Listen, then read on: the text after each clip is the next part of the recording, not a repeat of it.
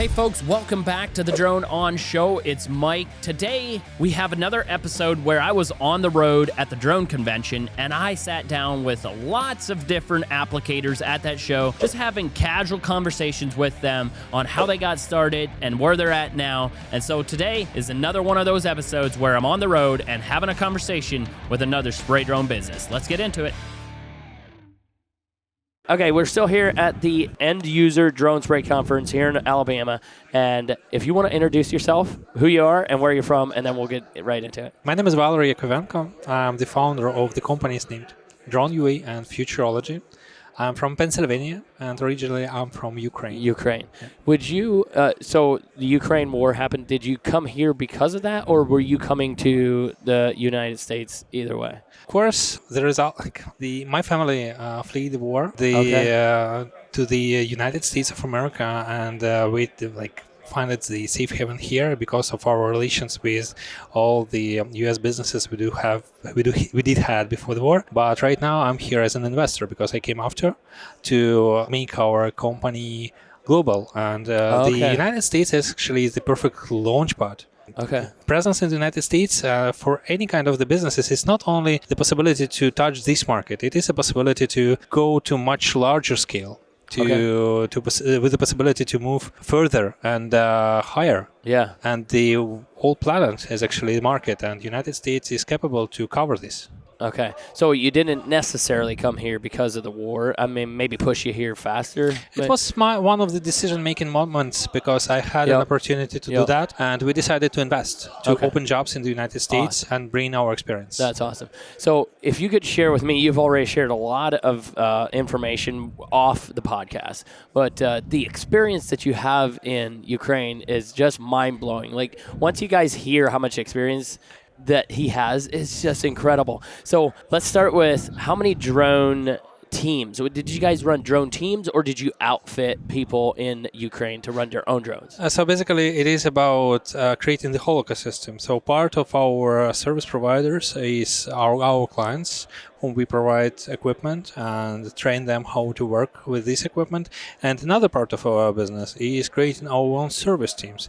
At different stage of the market development, we had different situations. But for example, one of the companies that we had ownership to, it is about 112 of drones working simultaneously. Jeez. So one company owned 112 drones going out and spraying all types of different crops in Ukraine. Absolutely. And this is just one of assets. We had more. So basically you can just experience how large it can be. Just one example. In 2021, one of our largest clients in Ukraine, the company named Kernel, they released a procurement to spray over 75,000 of hectares. This more than 150,000 of acres in 3 weeks of sunflower. And with drones, 150,000 of acres in 3 weeks with drones. Just one client, as an example. No way. Yep. And your team was supposed to go in there and try to get that done? Actually, the order is so big, so it is impossible to cover it by one team, or one company. It was some kind of a split procurement. So everybody got their bids. Okay. As the one with lowest bids obtained the most and better conditioned fields, the nicest fields with best quality of operations, and who made the lowest offers, made everything what remained. Yeah. So, but this is a reality. Largest players, in very conservative industry, started to invest in the drone operations just because it is absolutely cost effective. Yeah. The quality is absolutely enough, and we're using it for years already. So it was the third year of their tests when they decided to put all their crops, sunflower, into the spraying operations to provide desiccation. This was to kill the plant as a staple. Interesting. So how long have drones been in Ukraine? Like, I feel like you guys had drones or agricultural drones longer than we did in America. It's a very funny story. So basically, our experience is more than 11 years ago, 11 years in the drone business. And we started with everything, with of course, with the crop scouting. It was something what we started the first. But when drones came to the spraying stage and we understood that it is possible, it was 2015, 2016 year, and I was pessimist. I was the one who will tell the market it will not work. It will not happen. It is costing too much. You cannot compare it with self-propelled sprayer. And that was the time when DJI released MG1 and MG1B drones. So basically the first ones. I even remember the engineer who did that. And we didn't have other trademarks in the market. So we just compared the efficiency of this equipment, and we were understanding that to spray one acre or 1 hectare, you have to spend 5-6 times more than with the self-propelled sprayer. And no stupid farmer will do that. And next year, everything changed. The cycles of the batteries, the number of acreage covered per one operation increased, and it made this price of self-propelled sprayer service and the drone spraying service comparable. For a hectare, the median price was around $12 with VAT per hectare, divided by 2, and you will get the price per acre. It's quite low, but it is the same price as a self-propelled sprayer and a drone, and that moment changed the market. And where, at what level did it just absolutely explode the adoption of spray drones in Ukraine? So the first farmer who is coming to obtain this service, they are some kind of early adopters. They are trying to test something new, to invest in all new technologies. They are trying, and without understanding if it will work or not. But when those young farmers are launching their YouTube channels and starting to share that worked, actually this is changing the neighborhood behavior. So the neighbors starting to see that these guys using drones, it works. Let's try this here also. So this is word of mouth strategy. It is boosted by YouTube channels, it is boosted by podcasts, but it started to grow crazy fast. And the industry started to be increased in volume every single year. I even cannot tell you the number in percentage, but like today, right now, we are comparing the quantity of attendees to this conference. Dr. Steve Lee told that it is around 70% of increased number of applications to be a part of this conference. Is it the real number to understand the industry growth? I'm not sure. I'm not sure, because the real growth of the market might be even higher. So, the same time in Ukraine, everything starting from the experience, and at the moment when the farmer can calculate the return of investments, this is a moment of growth. And so you and I mentioned earlier, not necessarily that the farmers were buying their own equipment. They were. It was just more cost-effective, maybe for a service provider, to apply the same pesticides or whatever it might have been as a ground rig, but they were damaging crops and stuff, and so then the crop yield was increased by using drones. Is that? That's correct. So basically, there is a term, technological tracks. You know that's. For sure, the wheels of the equipment are damaging the ground, damaging the crops, and actually every single pass of classical machinery create damage on the field that you cannot count into your yield because the crops there are being damaged. You can use some kind of high precision positioning system to go track to track and to go by centimeter to centimeter in the same track with all the technological operation, every single spraying operation or technological operation, but you will damage for sure this part of the field. And more important, on high crops such as corn, on turnarounds, no matter how big your equipment, how high it is, you will damage it. So this is exactly what happened in Ukraine, and it is happening in the United States. There is a big difference. We don't have agricultural aviation. In the United States, it is 150 millions of acres sprayed every single season, and we've seen this in the presentation. But in Ukraine, we didn't have it at all. No, so no airplanes, no helicopters. Some really small teams still surviving, but we were competing not with them. We were competing with classical machinery, with self-propelled sprayers. This is a difference. All right.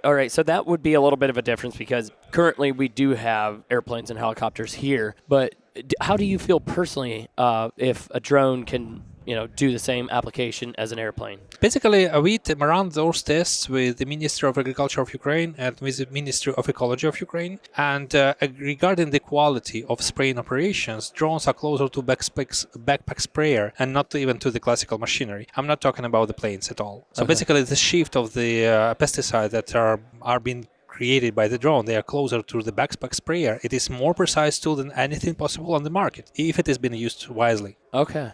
And so how'd you learn how to use a drone properly to lay the best application down for a farmer? Is it just doing it, over and over and over? Or is it doing spray tests where you take...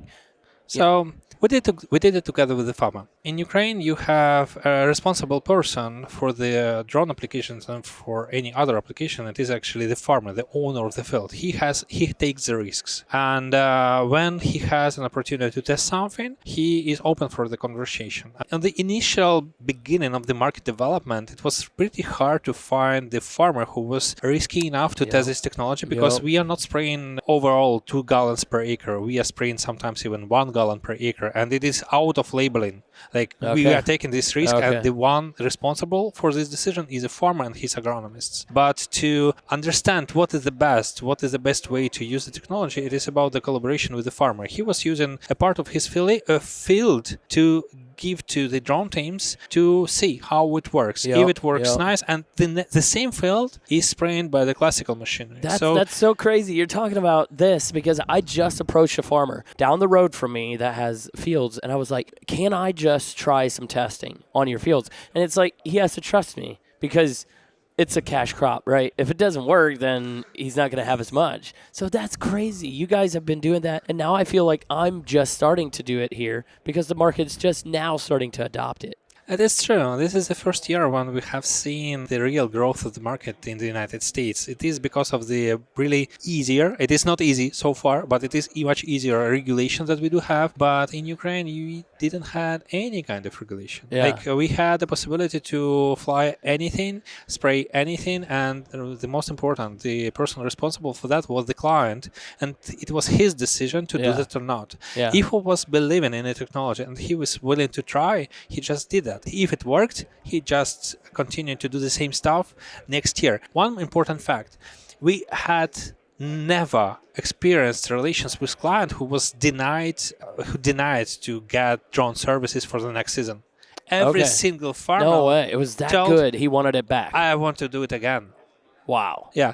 Of course, there were situations when some of the pesticides application didn't work. There is a fact, and the reason for that might be a temperature, wind, the wrongly selected the pesticide or chemicals. However, in most of the cases, and especially starting from very simple operations, we've obtained a proof of concept using drones. We do have an important technological phase growing plants in Ukraine. It's called desiccation, when in the end of the season you need to seek the plant on the field, actually.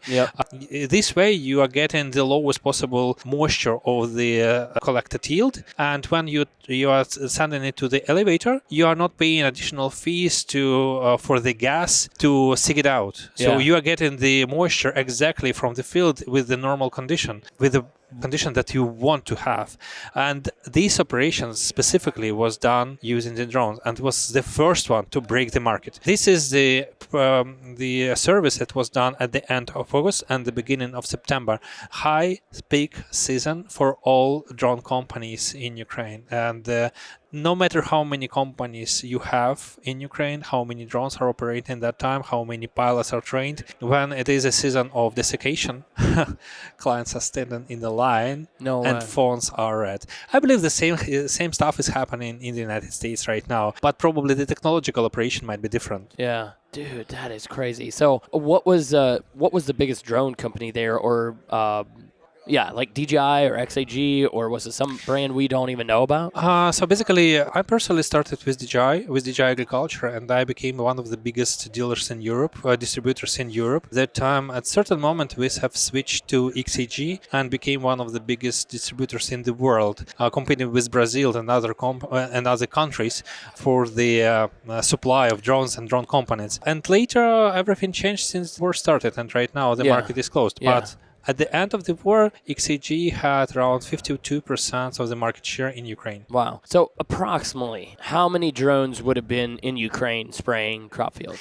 Okay, this is a funny story because you can calculate the exact number for the full capacity drone market in agriculture for every single country, understanding the quantity of arable land, and we discuss it today with you. So basically, Ukraine has around 28 millions of hectares of arable land, more some kind of lands searched for the reserve, more lands for the forest, etc. All of that is agricultural land, but arable land is 28 millions. 28 millions of hectares, it is a job, and for 28,000 of drone teams or 28,000 of drones sold per year. So 28,000 of drones is a capacity of the market if all the Per year being sold?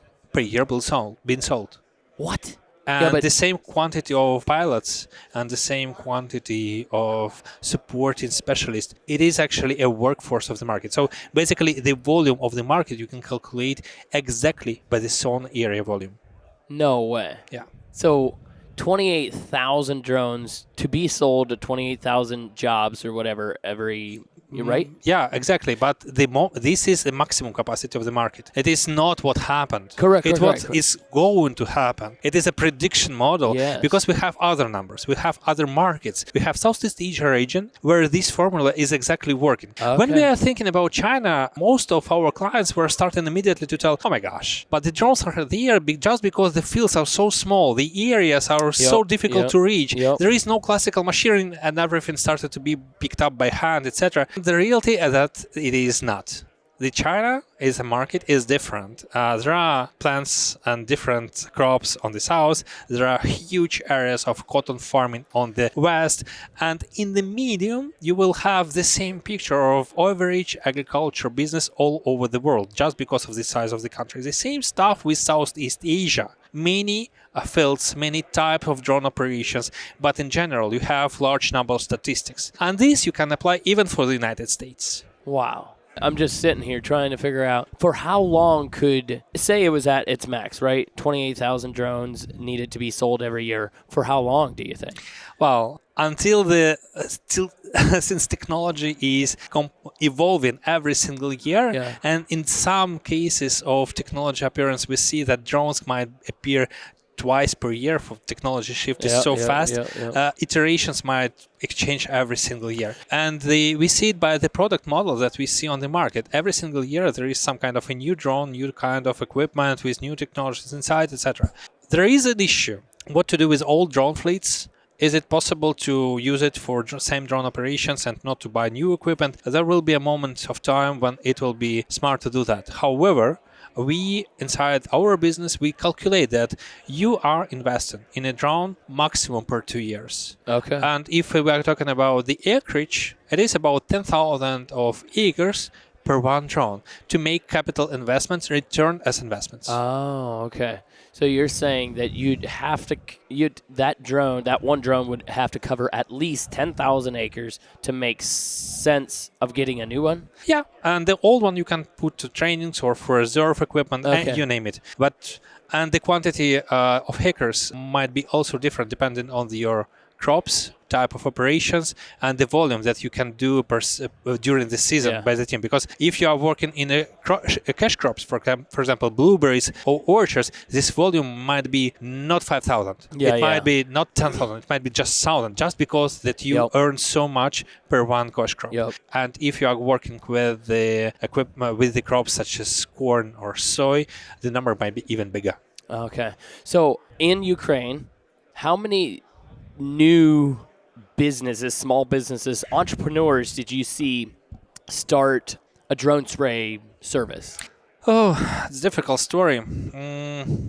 I'd say that the moment when we can count that some kind of level was succeeded, it is early 2022 and the end of 2021. At that moment, more than 1.5 thousand of drone operators appeared on the market, and we had seen that the market was skyrocketing. So it was just the beginning when DJI planned to sell more than 1.2 thousand of drones in our market in 2022. XAG has other plans, etc. So 12,000? Is that what you're saying? 12,000 drones? 1,200. 1.2. But Okay. No, that's all right. But this never happened Because of the war. because of the Yeah, war. but so let's talk prior to the war. There were new entrepreneurs starting Yeah. this business. Every single month, we had requests from young entrepreneurs to dive deep into the business, and they were willing to work with drones. The initial idea of them, it was not about the drones. Actually, it was about agriculture. Okay. The agriculture is a leading industry, one of the key stakeholders in the forming of the GDP in the country, and one of the very sexy business directions with the classically very high level of enter capital. Usually, you had to spend hundreds of thousands and millions of US dollars to build a company capable to serve farmers. Okay. But with drones, you are capable to do this with several tens of thousands, Yeah, buying a car, a trailer, a couple of drones, Yeah. and training the team. And return of investment of this business is actually quite high. You can return all of investments within one season and even get enough of the profit. Yeah. And this is a real Yeah. story to buy an apartment Yeah, for yeah. your family. Yeah. And it is usually it was even a family-run business. So Wow. the father and the son were managing drone operations, and for example, wife or mom were managing accounting and financial relations with the that's clients, and cool. it was creating such a really interesting story of young entrepreneurship. And they were making business in rural Ukrainian areas, yeah. outside of some big cities, Yeah. bringing back jobs to the rural areas. That's so cool because it was a way of starting a business outside that normally would never been possible without drones. That's Absolutely. So did you see any of early adopters, people, and it's so sad that you guys, that the war came and everything stopped and you couldn't keep going because you guys would probably, who knows where you're at now, right? Because it was 3 years already that Yep. that's been going on, and so everything stopped, but you would be way, way, way further ahead than you are now. So, but some of those young entrepreneurs that had just started, did you see them scaling? Like, say they bought, I don't know, two drones 1 year. Oh my gosh. We had situations when the team was buying 2 drones in the beginning of the season and ended up having almost 20. Wow.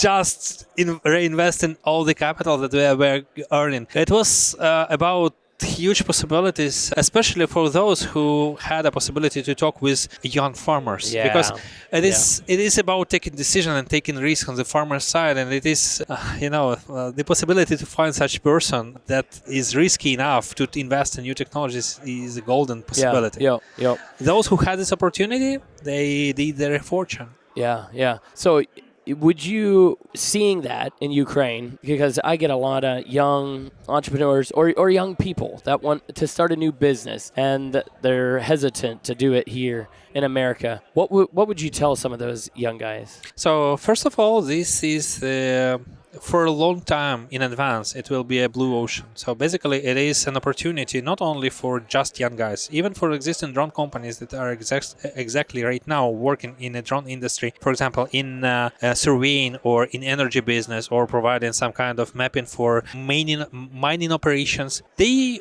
are in situations right now when the competition became quite high and they are looking where to go to get back their marginality. They want to earn more, and in terms of cash, one of the only examples of the market is agriculture, and in terms of the volume, it is endless. Yeah. The agriculture market to sell all these thousands of drones is actually bigger than anything else combined. This is one of the reasons why large companies are stepping aside the departments specialized exactly only in agriculture business, just because this business alone might be bigger. For example, Vietnam. The number of sales of agricultural equipment there for the DJI business is bigger than enterprise and consumer markets combined in one country. The Department of Agriculture is making more profit for the whole business more than classical use of drones for photography or enterprise use for different kind of smart uses. This is a large machine. Yeah. So if an entrepreneur is like, I want to start a drone spray business in America, I mean, you would say, according to what you've seen in Ukraine, it's Go forward. Yeah. Run, take your place. Because the market right now is growing. It's growing by times. It is probably is growing, like Dr. Steve Lee mentioned, by 70% per year. Probably this number is exactly correct. Probably my vision is higher. It might grow twice, triple by year. And if the regulation will go down and it will be more easier to spray all possible applications, the market will grow even faster. Yeah. But if you are establishing your business here, and on this kind of a market, when it grows so fast organically, you are just maintaining your place and your percentage of the market share. You're growing at the same speed as the market does. Where you can find investment opportunities to bring back 70% of your investments organically. Never. You will never find it. And here you are in the beginning of the enormous procedures, enormous opportunities when this market will bring you to the next level, and you just need to get with the flow. Like you need just to raise your sail and drive forward. The only problem and the only issue that the young players has to be aware of, they don't need to grow less than the market does. If they are growing by 70% every single year or growing twice by every single year, they are losing the market share. Okay. So say that again.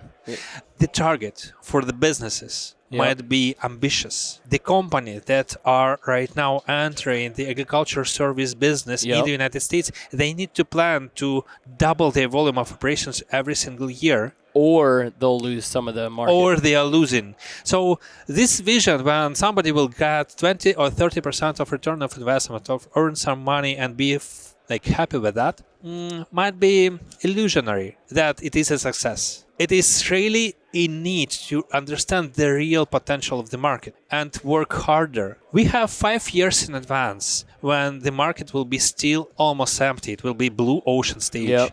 But in 5 years, we will have the same situation as we do see in China, when a lot of drones are on the market, a lot of sellers are on the market, and the price are going down every single year, leaving no margin for spraying operations. So in 5 years, we need to build an ecosystem of robotics in agriculture. It is not about drones. It is about all the processes that are around agriculture. Every single automation is a part of this business. And right now we are talking about aerial applications.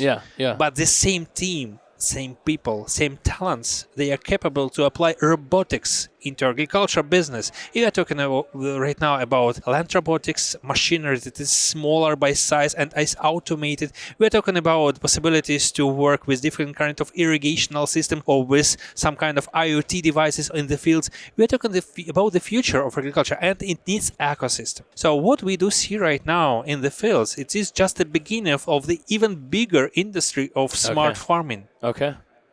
That's crazy, because it's not just the drones. It might be a little machine that goes through the rows and actually plants a seed or something. Or weeds or clear something. The number of applications that can appear on the market, they are endless, and they will appear because we are living right now, and you see how technologies are changing around us. Oh, dude, it's crazy. So a young entrepreneur starts in Ukraine.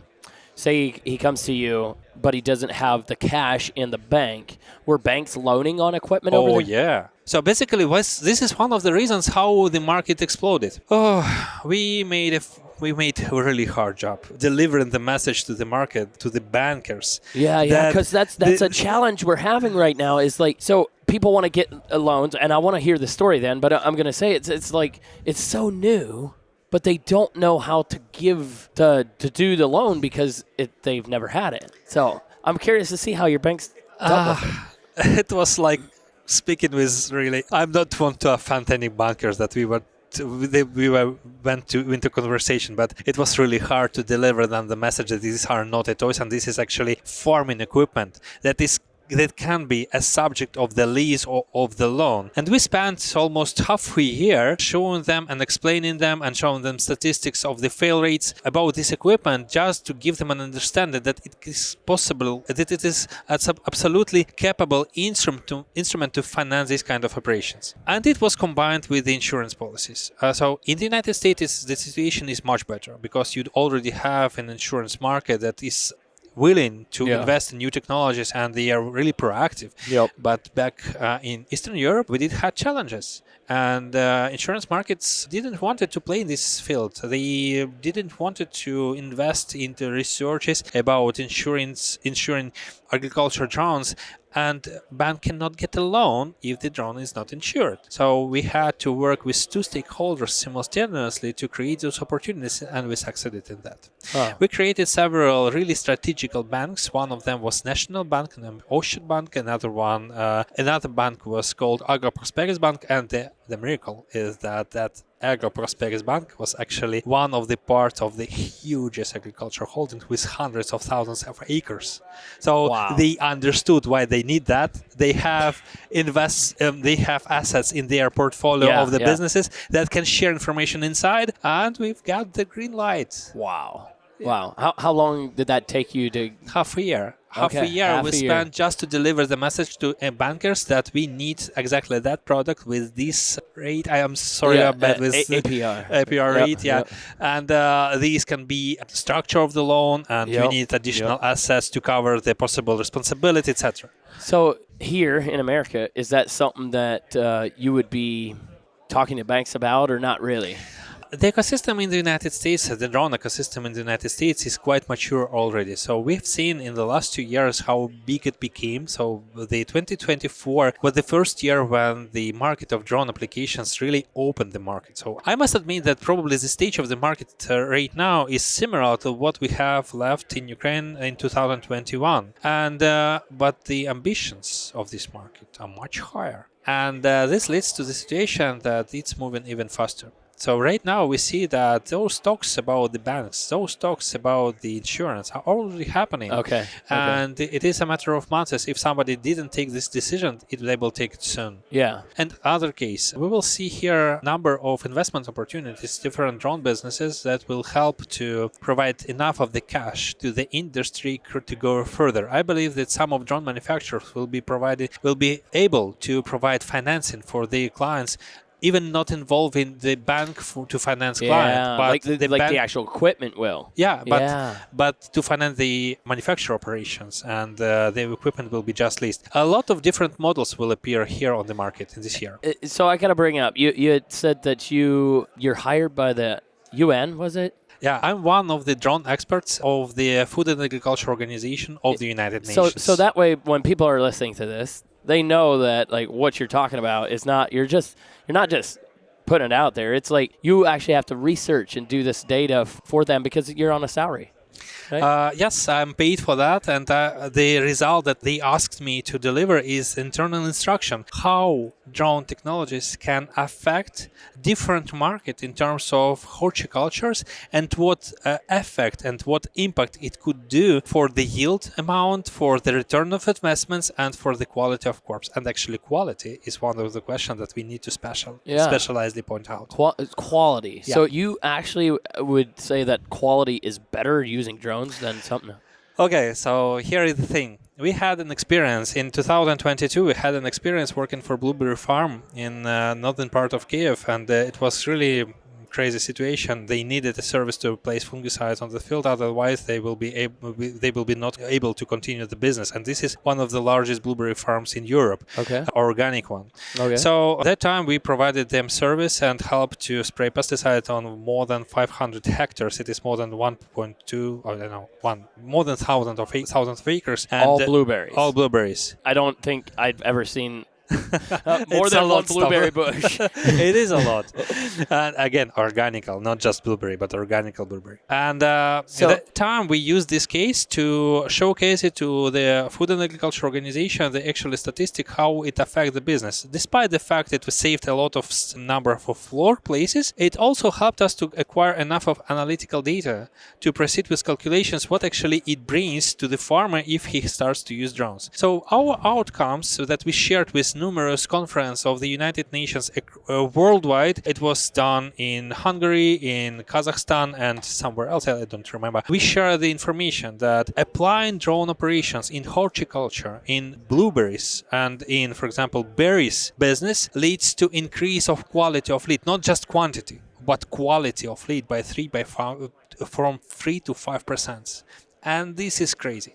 Because you are applying some of these services exactly in the time needed for the operation, and you don't waste time waiting until after the rain, the ground will be stable enough to go with the classical machinery into Yeah. it. This leads to for the quality increase of the end product, and this is dramatical because it is easy to sell. It is easy to store, and the Okay. quality is the key to increase the price of end products Yeah, okay, so the quality got better because they were able to do in time.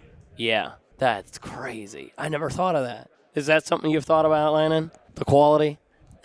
That's crazy. Okay, so say I applied for a farmer and I sprayed his product and my service to put it on. He said that he needed to gain 8 bushels per acre to make it cost effective for him. And he calls me back and he said it didn't do that. That's not necessarily because of the drone, right? Like, how would you, if a farmer calls you and says that I need it to get 8 bushels an acre more to make this effective, I'm like, when he calls me, I say, guy, it's not just because of the drone. It's also, the chemical or whatever was sprayed on it or the time of the day or whatever. Basically, we are coming back in agriculture in 10 years ago. Owner of the field cannot blame you at the end of the season because too many factors can appear to be the reason for any kind of mistakes on the field. If there is a problem, it has to be told exactly after the application. And they have a couple of weeks to actually showcase that the problem is existing. Oh. So one of the facts, first of all, we are not talking about the increased yield. We are not selling increased yield. It is a side effect that he will get this benefit. But the original effect is that we are using drones to replace classical machinery operations. He wanted to buy classical self-prepared sprayer some amount of pesticides, and we are offering to do the same. And sometimes he cannot get this service done by classical machinery just because, again, rainy seasons, blah, blah, blah, and we are going to diving into the drones, and he is using this service. At the end of the job, he has an understanding of the field cropped. He has a possibility to go in the field and see the quality of the coverage of the leaves. In the meantime, he can place some water sensitive paper just to see the quality of coverage, but the real effect he can see in several days or a couple of weeks, depending on the chemical that you are using. But he needs to see if there is a problem, if there is an effect. Changes on the leaves are showcasing if the chemical is working or not, and if it is not, we need to see the reason. If it is working, it is fine, and everybody's happy. And there are some situations when we definitely had a problem, and we had to redo our job. For example, I don't know how to call it in English, matras. So basically, this is one of the situations when you have strokes on the field. Striping. Yeah, striping. Yeah. Here. So I'm going to show you a picture. This is why I'm bringing it up. Is like, and maybe you can help me figure this out because this was that farmer. He's like, well, it's striping and it didn't do its job, and I'm like, well, I can't talk that it didn't do its job. Here on the top. Yep. So you see that striping? There's dark and then there's light. Yep. Well, he thinks that it didn't do it well because there's dark and light, but I'm trying to figure this out. But I'm saying that my drone covered every inch, everything of that field, but where it's striped, it was an overlap of the chemical. So the drone went up 34-foot swath. Then I came back and I had 32-foot route spacing, which gave me a 1 foot over and 1 foot over on the next one. Does that make sense? Yes, this makes sense, but it might be like I'm not the one who can judge this proper application, but there might be a problem and there might be not. Overlap is the bad stuff that is happening in the classical machinery application as well. Okay. So this is absolutely normal situation when we see overlaps, but we want to avoid them. We don't want to have overlaps because this is a wasting of chemicals. They cost a lot of money, and we don't want for them to be wasted. Yep. So our mission is to be experienced enough to showcase the farmer that on the specific altitude you have specific coverage, and you don't need to have these kind of overlaps not to burn the plants. Okay. So because this is unnecessary damage, if we are talking about the not pesticide stuff, and you are not willing to kill all the plants on the field. If these burns are leading to the loss in the harvest, this is a problem. Yeah. So we need to avoid it. So I would love to lower the altitude of drone flying or increase the step of the return Route pattern. spacing. Yeah, so this is the one. We had other situation. We had a situation when we had one stripe and another back, and in between of them there was no coverage.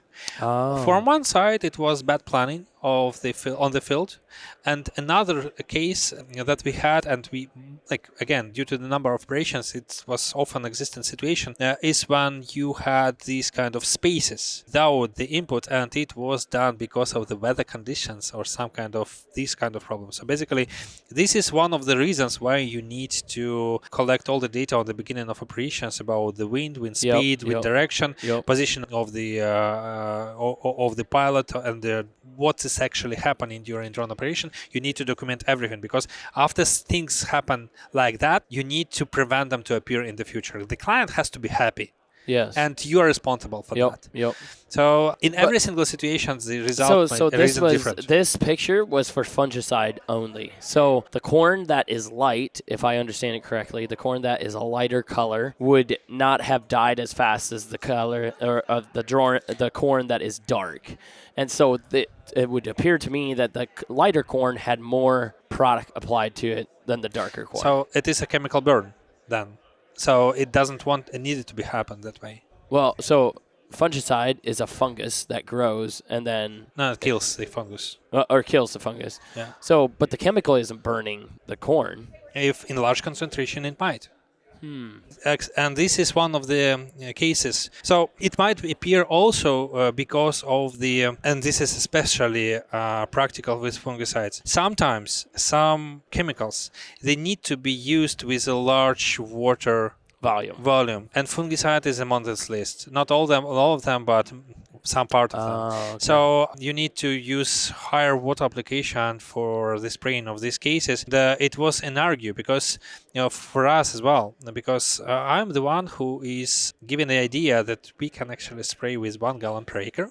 Wow. Yep, with some, for example, desiccation is absolutely feasible and it is working. Wow. But we've seen that, and during the conference today here in the United States, there is a psychological barrier not spraying less than 2 gallons per acre.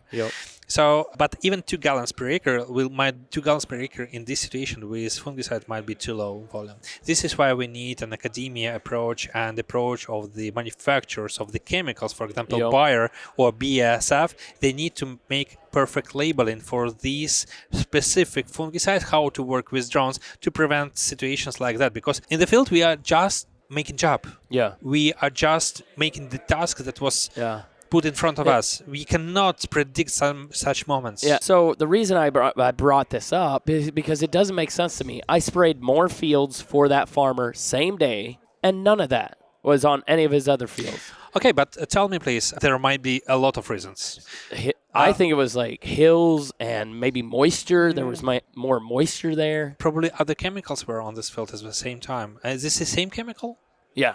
Okay. Yeah. So it's need to be checked all deeply. So, and flight parameters, it is important to double check them, because if the drone were too high in the air, it might be bringing overlaps. Huh. So on did you guys have T-50s in Ukraine before? No, they appear there are some few of them, but they appeared as a tool later. What XAG were you guys flying when it all? Our workhorse was XP 2020. Okay. And later it was a V40 drones, but the major part of our experience is coming from XP 2020. XP 2020. Never even heard of it. Because it was never on this market. XAG entered the United States market later. And it is really cool drone. I love it so much. I even talked to guys, please rebuild the factory who made this stuff, because it is awesome. Wow. I love it so much. Bring it back. What did it look like, or what was it? What was so good about it? So it was a Ferrari in the air. It was a very flat drone with the 20 liters, 5 gallons, 5 gallons per acre, 5 gallons of the tank on it. It was flying with the speeds more than 13 meters per second over the fields, and it was competing with T-30 that time from DJI. Okay. So basically, we had cases and not T-30. T20 and XP 2020. We had cases when one operator with one XP 2020 drone had the same productivity during the work shift as 3 pilots using DJI T20. Wow. It was so effective. It was so fast. It was amazingly good. Why wouldn't they bring that to them? Why didn't they bring that? It was a long time ago, and that time Arthur Chen from Pegaso, they just asked us how to work with XCG. Is it like they were considering entering the market? Right now, we see them as really important players, but that time it was just the moment of the decision making. Okay. Wow. That's so crazy. Dude, all the information that you shared, like every time I stopped you and we started talking, I'm just like, you have so much information. You have so much wealth because you've already gone through it. And you're telling me we're going to go through the same growth and everything that Ukraine did. And you guys would be way ahead of us now if the war would have never happened because you didn't have the restrictions that some of the stuff we have here. And that's why it grew so fast. I believe we will be as the size of Brazil in terms of drone applications. And if in America or in Ukraine, we would be the size of Brazil. Okay. Do you know how many drones are there? Oh, much bigger than the US now. I will not mention numbers because I'm afraid to be wrong. But I was really, my vision was 100,000. You think? No. Not 100,000. Less. 10,000. More. I believe. I don't want to take this tell because I wouldn't want to be wrong. Okay. However, my vision was to lead the markets. As a company in Ukraine, I didn't want to compete with other distributors and make some kind of price wars, etc. We made everything possible to avoid that. Our target was to create an ecosystem, to create partnerships. Oh my God! Open the courses in universities, run obligatory courses for agronomists, moving forward with technology base and giving the knowledge to the market. And our mission was to compete not with somebody in Ukraine. We wanted to compete with Mexico, with Brazil, with Argentina, you name it. We wanted to compete with Vietnam for equipment allocation. That time, and you probably remember that, it was some kind of a deficiency of semiconductor of the COVID era, and nobody could ever get enough of batteries, enough of drones. Everything was in a pipeline of production, and there was a really need for the equipment, and you was not able to get it. Oh. At that time, I was making really hard moves to get equipment, for example, that was supposed to be working in Brazil. We wanted it. And we were succeeding in that, competing with the market. Right now in the United States, the market is growing so fast, so you cannot tell that somebody could be upfront you. Nowadays, in this conference, I see that dynamics of the market growth is so dramatical. It is terrific.